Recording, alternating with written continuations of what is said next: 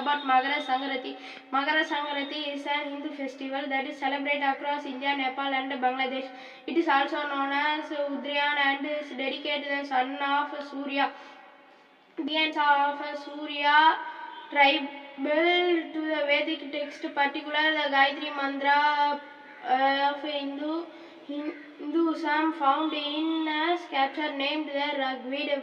Mahaviralingam is an annual festival held on Makara Sankranti in Kerala state.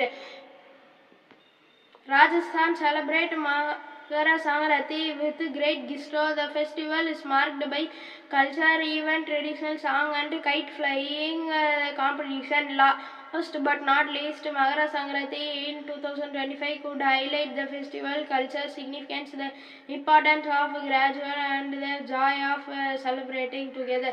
Thank you. Have a wonderful year.